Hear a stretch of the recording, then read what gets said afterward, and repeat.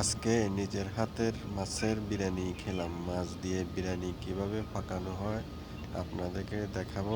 দেখতে এই ভাই সব দেখেন, আমরা ব্যবসায়ী বাংলাদেশ থেকে ভাড়া করে নিয়ে আসছি সৌদি আরব, শুধুমাত্র একটু ভালো মন্দ খাওয়ার জন্যে। তো দুঃখের বিষয়, ভালো মন্দ খাওয়া যাচ্ছে না।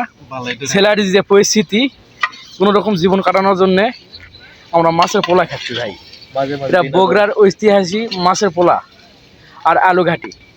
কল্লা কোন কল্লা দেখছেন? এটা কি ছোট কল্লা ইয়া করতেছি আমরা। মাছের মাথা কিন্তু বিশাল বড়, আমরা মাপ দিয়ে লিয়ে আলছি। দেখছেন এখানে আলামিন ভাই নাই, তারপরে হচ্ছে ইমাম ভাই নাই, সে লাস্ট পর্যন্ত জহির ভাই মাপ দেওয়া লিয়ে আলছি আমরা মাছের মাথা। আমি তো শিখুন, আমার মাপ দিলে লাভ কি হয়ে যায়? ভিডিওটা অনেক লোক দেখবে। মাপা মাছের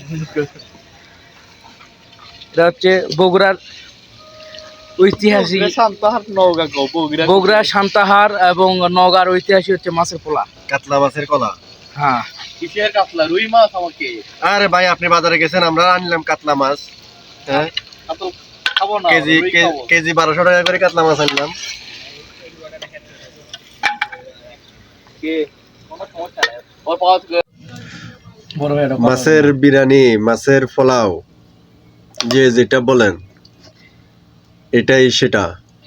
দেখেন, কাতলা মাছ দিয়ে ফাঁকাইছি আমরা। আপনারা চাইলে যে কোনো মাছ দিয়ে ফাঁকাইতে পারবেন।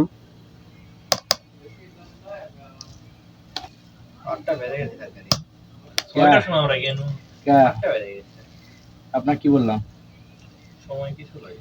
রান্নাটা দিন রুমার থেকে শেষ করে দিই। রান্না কর্ম আমি জানি কতক্ষণ লাগতে পারে।